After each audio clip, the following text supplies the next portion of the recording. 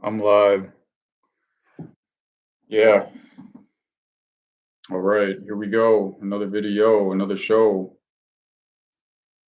Only I know which way it's going to go. So I'll just let the direction flow. So, if you haven't already, go ahead and subscribe because I'm coming in with new information steady. Go ahead and hit the bell notification so you can be first to stay in tune to the station whenever I drop something new. Big up respect to the massive, to everyone and their whole crew. Big up to you. Big up to the people watching too. Big up yourself. You're large. Stay in charge, money flow, money control, money show. You never know how the way. Don't go astray. So, anyways, getting into the first thing I'm going to talk about for today. The number one trending news uh, piece of information topic is about a new disease, but I'm not really going to talk about that. Um, it's like a lot of it is speculative. They don't really know much about it yet. But I could imagine in times right now, any type of new disease is going to get, the top trending spot because people are going to want to know a lot based on stuff they might have already forgot. So instead of that, I'm going to focus on setting up shop. Every lane, every valley, every peak, set up shop. Don't sit around and be weak. Set up shop. So biggest trending business news for today is going to be the auto rental companies, the auto rental industry, specifically Hertz, one of the bigger players. There's a lot of big players out here in the auto rental business. That's big business in itself. But why is this important, right? So why is it trending? Really, it's trending because they got what would be called an emergency lifeline, aka they got loans. What's up, Andrew? What's good for today, man? You got any business questions? No worries if you don't. Just checking in. So yeah, man, Hertz is getting an emergency lifeline from its lenders. Basically,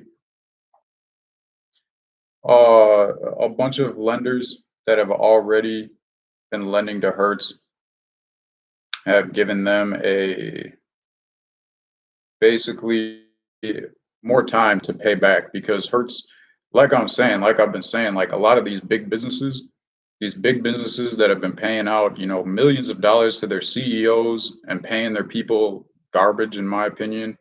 A lot of these big businesses that should be making or are making, hundreds of $1 million a year are in lots of debt. And this was before the pandemic.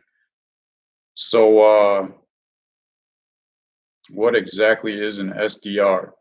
I'm not really sure, like what in reference to what, like what does SDR have to do with? I'm not really sure what that acronym even means, but I'll look it up real quick.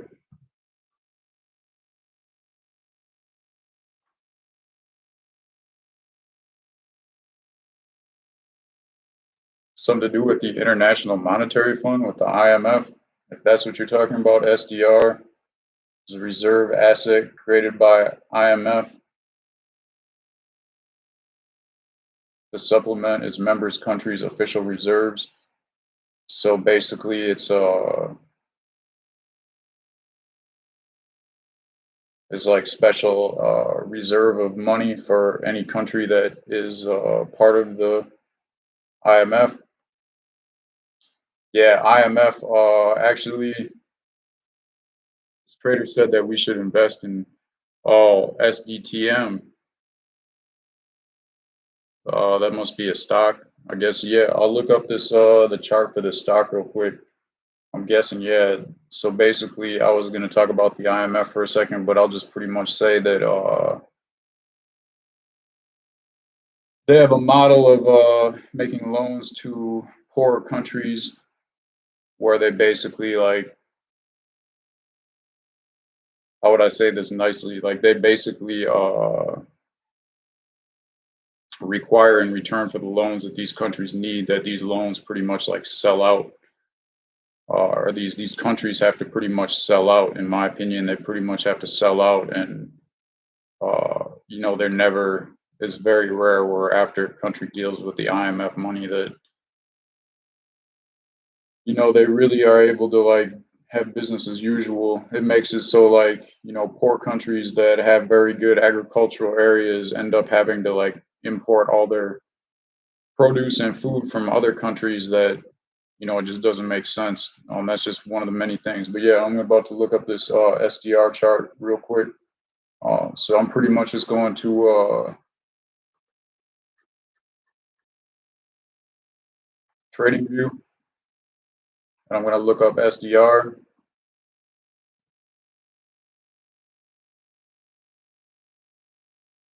So there's a few different SDR. Uh, yeah, do you have any more information about like what kind of business this is, like SDR? Because there's the Canadian one, there's a British one, there's SDRL, that's the American one. Um, Said that the American dollar might fall out by June 30th, so we should put our USD into SDR. Um, yeah, I don't know. I mean, what do you think? Do you think that 2 months from now that the American dollar is going to crash when the Fed is putting unlimited money in the economy? I personally don't. I don't think I don't think the dollar is going to crash. Are you sure he wasn't talking about a cryptocurrency, SDR? Because there's a few different SDRs with different countries. But yeah, I don't really know specifically which one you're talking about. Why don't I look up the crypto charts to see if there's any kind of SDR on there?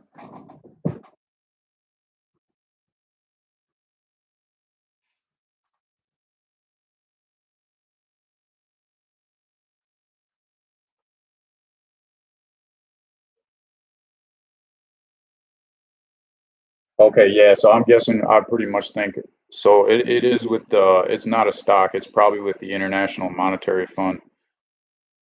This is the same guy that guessed the crash in 2009. So no, I guess it's not crypto. What it is, it's that special drawing rights thing.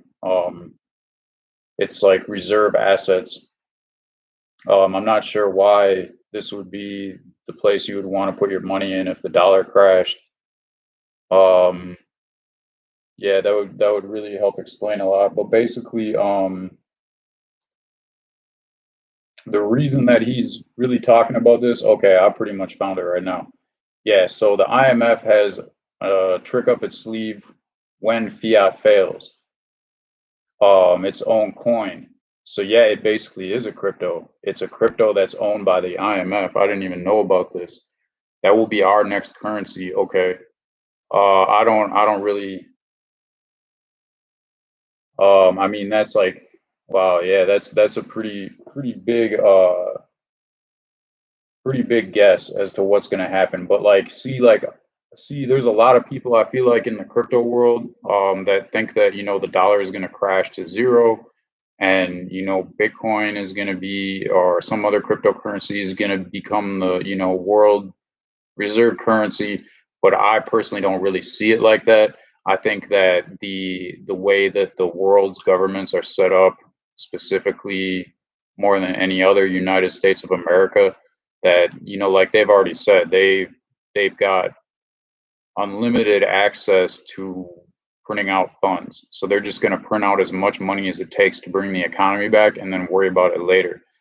So I mean, when is later? How long are they going to have to be printing out money? Who knows? But basically, I mean, yeah, if anything, it'll be inflation. So what I see is I basically see like if it does get really bad with inflation and the dollar crashes, I don't see it crashing to zero, but I would see it crashing a lot. I mean, if some reason this unlimited money dried up, which how does that happen? But anyway, yeah, so basically I think that what's going to happen is like, the US dollar will still be the world's main currency, but crypto will be climbing up. Like right now, crypto's in the top 10, and it's only been around for 10 years. So, or not crypto, I'm sorry, Bitcoin. There's tons of crypto. And like let me see why would this IMF, because basically IMF, if they're doing their own crypto, I've heard that a lot of other countries are going to be doing their own crypto too. So like America would do its own crypto. The euro would probably have its own crypto. But at the end of the day, like you look at the main problems and the main reasons that they had crypto. It's because of things like inflation. So even if you did make, the US dollar into cryptocurrency, like that doesn't solve the inflation problem. They would just keep printing out unlimited, crypto of US dollars. The reason that Bitcoin is so, and I think Bitcoin will remain the number one crypto. I think they're so far ahead. I think its use case compared to everybody else's use case and the amount of use that it already has as far as the market cap, I think Bitcoin is always going to be the number one crypto. I think that, yeah, it'll just be more of a thing where like, people will be switching more often from US dollar or like euro or yen or pound, whatever it is, to Bitcoin. And I think as that happens, over time, Bitcoin's price will stabilize a lot more. But as far as this guy predicting that by the end of June, the US dollar is going to crash, like, wow, like that's really soon, especially when, they've just started really printing out a lot of money. Like they've never printed out money like this before. And while it's totally possible, yeah, I guess, time will tell. So we'll see, man. We're gonna see. We're gonna see by the end of June what happens. And but basically, this SDR is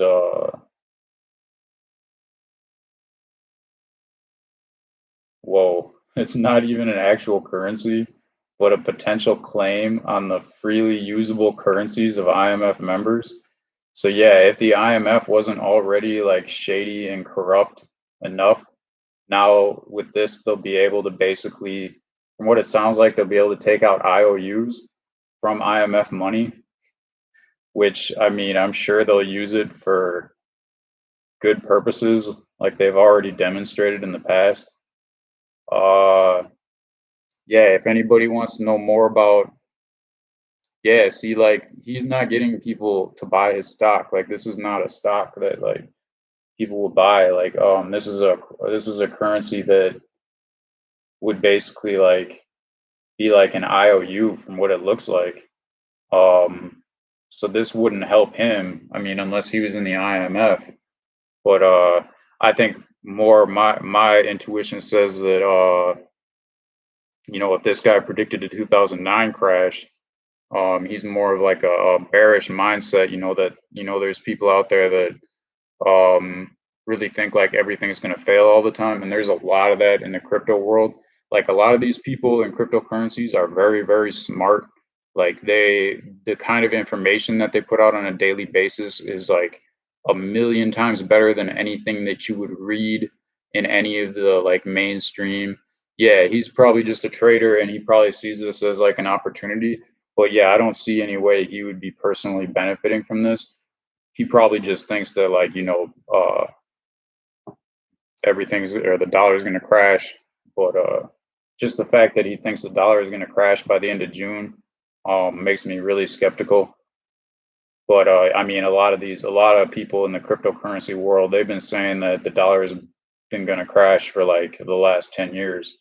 And they've been saying it's going to happen like really, really soon for like 10 years now. But yeah, it's all depending on talk to. So basically, this SDR utilizes USD, Euro.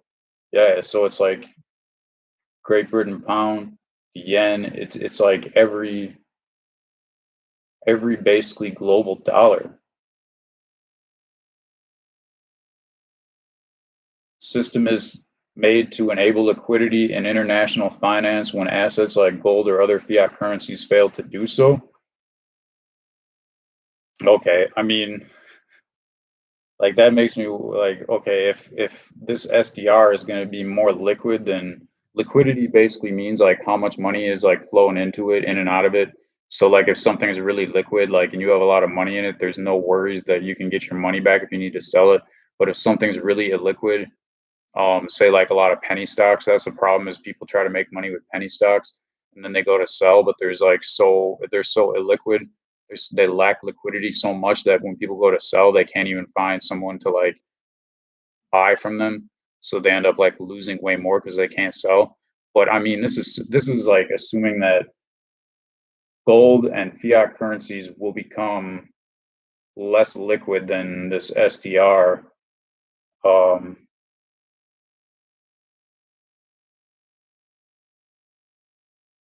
SDR allocations, okay, 204 billion. So yeah, the SDR. This is in 2009. Why wouldn't they put the hmm. Yeah, so even if it had doubled since then, even if it was at like 500 billion, um, that's still like a really small fraction compared to the trillions and trillions of dollars that are in just like U.S. markets alone, or even in gold. But yeah, that's super interesting. I'm glad you brought that up because I was able to learn something about this SDR coin, which is basically the IMF. So like that's interesting too because it was like just a couple of years ago when all the majority of like mainstream countries were super against crypto, telling everybody they're going to lose everything and telling everybody that it would never work, and hundreds and hundreds of articles printed about how crypto and Bitcoin are dead. And now these same companies that were talking so much bad stuff about it are making their own cryptocurrencies. So yeah, I mean,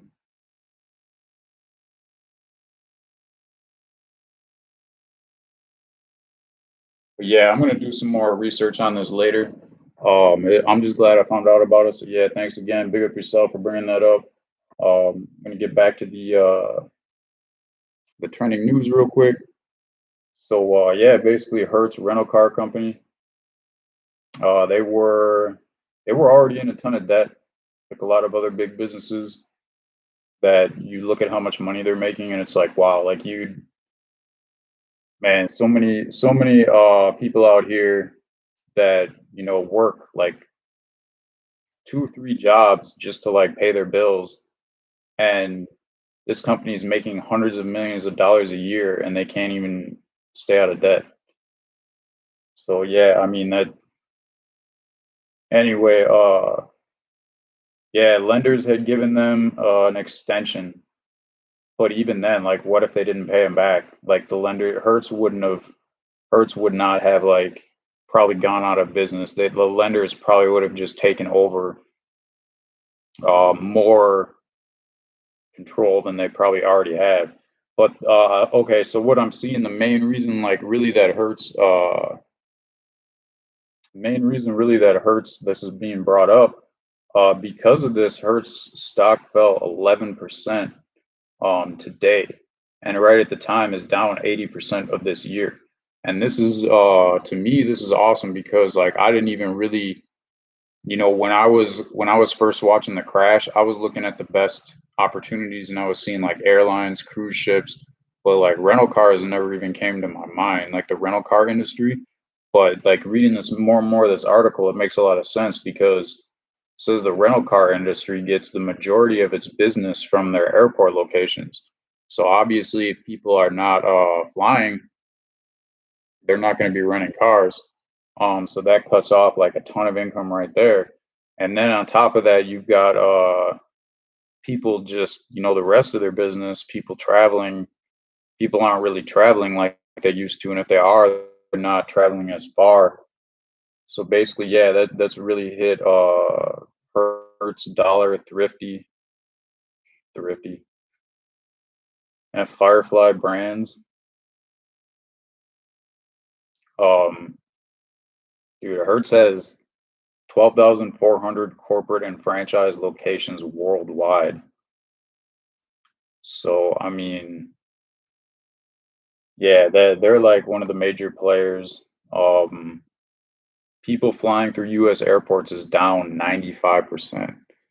So I mean, I'm definitely gonna be after this video, I'm gonna be looking at the charts for all these different rental car companies. And yeah, if anybody watching wants me to do another video just on the charts for rental car companies and talk about what the best like looking investments that I think there are,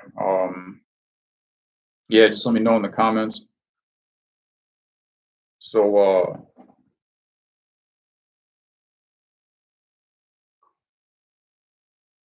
yeah, just like a couple weeks ago, Hertz told 10,000 of their employees in North America that they would be losing their jobs, which is about a third of their U.S. employees.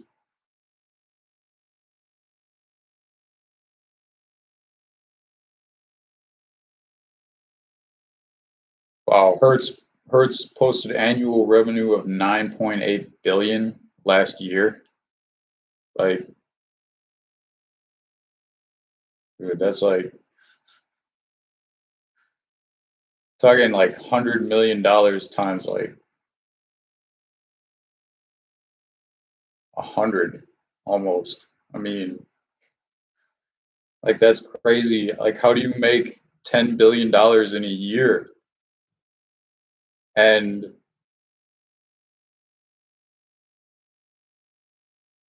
and post a $58 million loss, which was good for them because they only lost $225 million in 2018. Dude, I mean, this is the system. Like, why would you be an employee unless you want to be paying taxes to a system that's just going to bail out the businesses that are going to like charge you more and are getting more and more greedy and oh man. Yeah, I mean, it makes it very clear to me why there's so many people that think that like the dollar is going to crash soon and that all that kind of stuff. But yeah, the more I understand how the whole system works,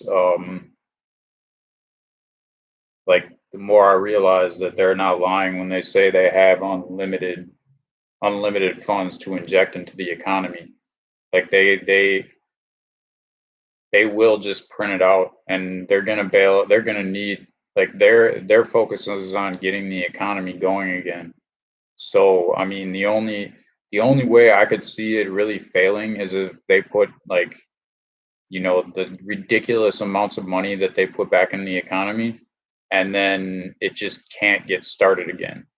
So really, but like if you don't have a functioning economy and the dollar crashes, then like what are you going to buy with, if you don't have a functioning economy, you could have all the crypto in the world, but I mean, if the dollar is worth zero, what are you going to trade it for, right?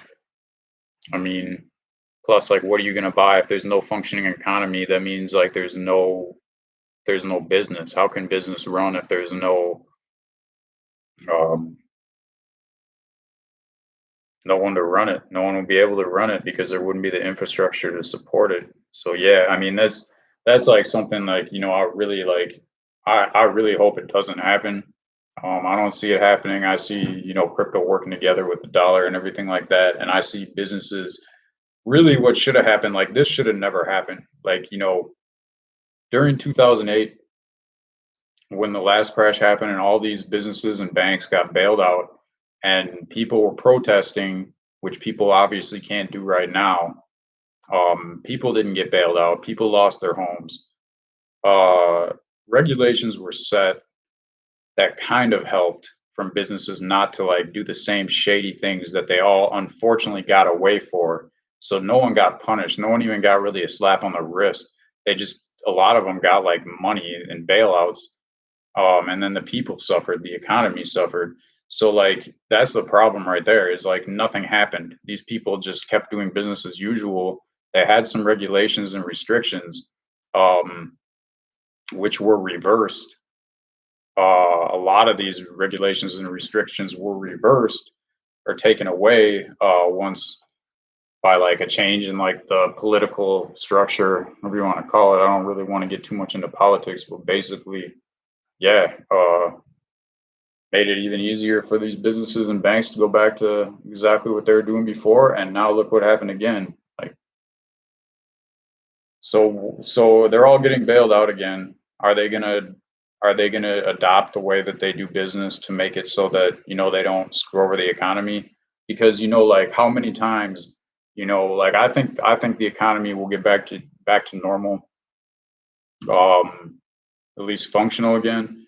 But if these businesses continue to do shady things and greed continues to be the main motivator to these like the majority of these like people running these businesses and in charge of these businesses, and they know that they're like immune to any kind of like punishment or restrictions, why would they change? Why would they not keep doing the same thing?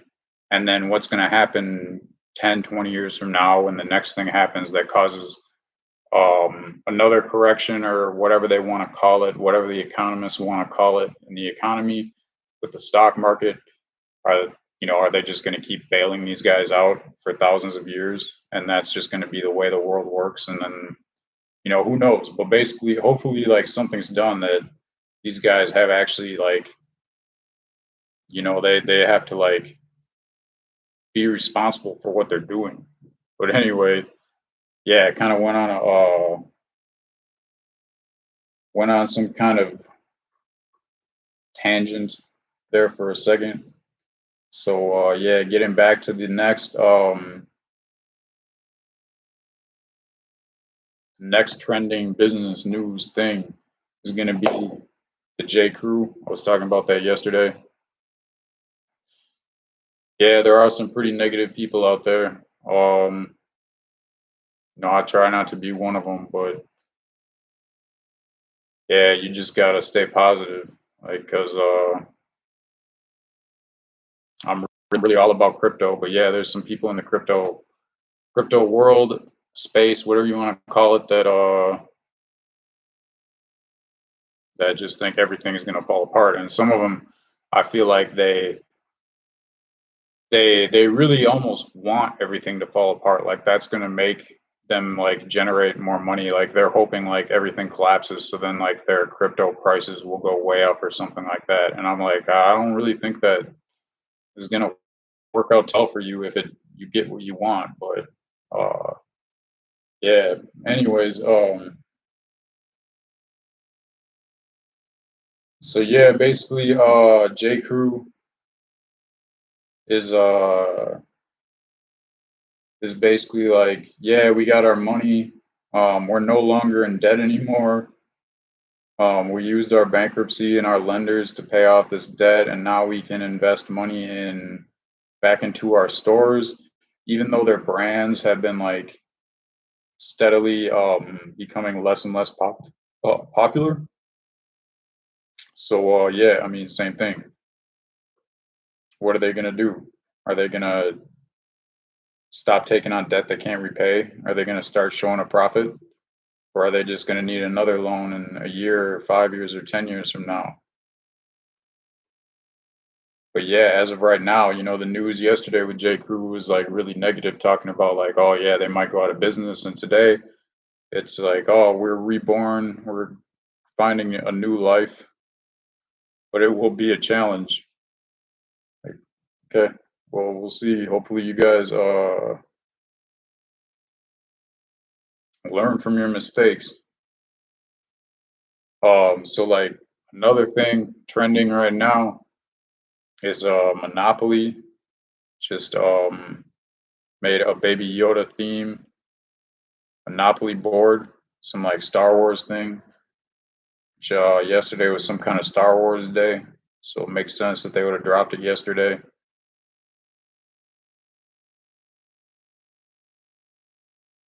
So basically, yeah, that was one of the trending things in business. I could imagine there's a lot more important business things going on, but that's what people want to know. That's what people have been searching for about the Baby Yoda theme Monopoly. So next one, next one is gonna be going back to the airline, the airplane money, the airline stocks.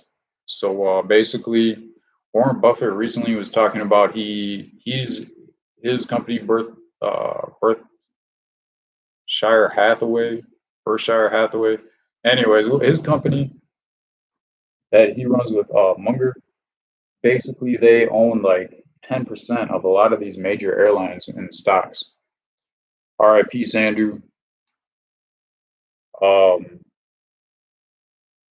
so basically, yeah. So Buffett said, he doesn't see a bright future for particularly Delta Airlines. Um, but all the airline industry in general. So yeah, I mean Buffett sold his 11% stake in Delta, and he sold a lot of other of his airline holdings. And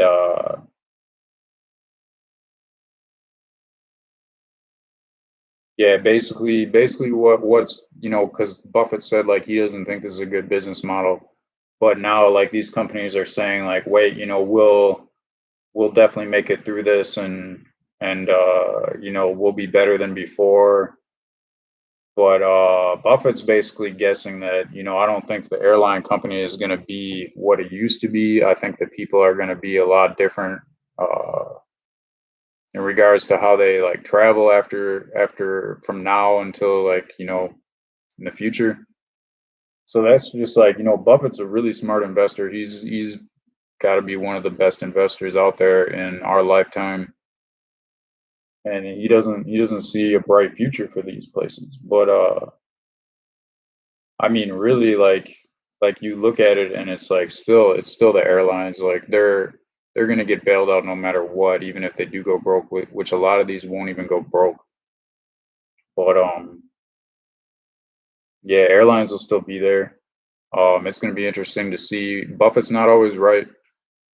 Buffett's, you know, generally he's right about stuff that he knows a lot about, but generally he's wrong when he's talking about something that's like out of his expertise. I don't remember him to be specifically um, talking a lot about like transportation and airlines in the past. I think his more, his business model really like the main thing to sum it up. I feel like is that he invests in things that he thinks like are like staples that like people need, that people will always use, like Coca Cola. Um, like he's big into Dairy Queen, but I mean at the same time, this guy like he's a billionaire and he eats a lot of his food at McDonald's. He doesn't really look like he's that healthy of a person. I mean, I don't want to get into like things I've heard about his personality, but yeah, it's like why would you eat McDonald's like value meals if you had billions of dollars? But anyways, yeah, he doesn't. I don't ever remember him being too much into like transportation airlines. So it's going to be interesting to see what happens in the future as far as like his uh his guesses being right or wrong. But it's interesting for him to have like that big of a holding of these airline companies and to sell right now when things are could be at a bottom. Some people are saying that the market's going to crash, have another huge crash, like another like 50% down. But people have been saying that was going to happen last week and the week before that. So yeah, it's one of those things where you don't know until it happens. Like a year from now, then we'll probably know. Like then we'll probably know whether he was right or wrong. And then you can just like add that all up into how much you take his word for a grain of salt in the future. But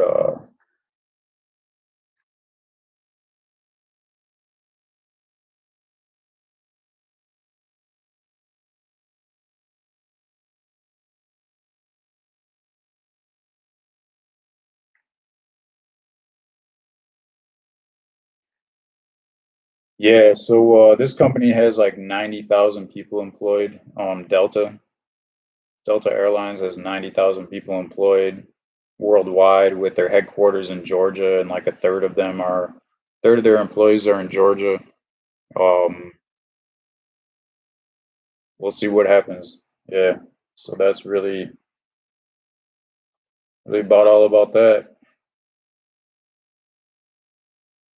So yeah, before I get on to the next thing, just want to sit back a minute, say respect to the massive that come out, pick up yourself, you're large. Every time you already know the way it goes, the money flows. So basically, go ahead, if you haven't already, hit the like button, hit the subscribe button, because I'm coming in with new information steady. Don't be afraid, like it's Freddy. Already ready to drop some knowledge every day. So what I got to say, go ahead and hit the bell notification so you can be the first to be in tune with new information with dropping from the station. And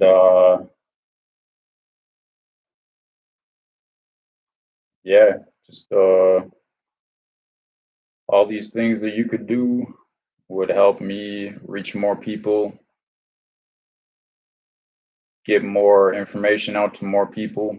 Feel like I feel like there's a of course lack of information, of course a lot of biased information. I'm always trying to remain unbiased as possible when I talk about this stuff, looking at what's trending, not what the news stations want people to hear, going into like how that applies to business, how that applies to the economy, everything like that, to money basically. So, the more educated you become on this stuff, the more money that you would probably see, the more opportunities you would have to be in that money flow to know where the money goes, how you can put yourself there. Just got to be aware. Some people just don't care, but I think that's just because they don't know. So, they got so much information telling them to take a course in life that really, in my mind, is not right. It's going to lead people down a path that's not going to really amount to much. There's no it's more of an emphasis on like making like little bits of money, like when at the end of the day, like life should be about, really like pursue finding out what you're good at, what you love to do, what you can do to provide value to other people, and becoming better at that and providing that service to the world, finding ways that you can like make the world better through that. um I don't think life should be about like, what college you go to so that like you can get like a job with like some certain employer that's going to pay you, whatever much more than your neighbor so you can go to work every day for that person.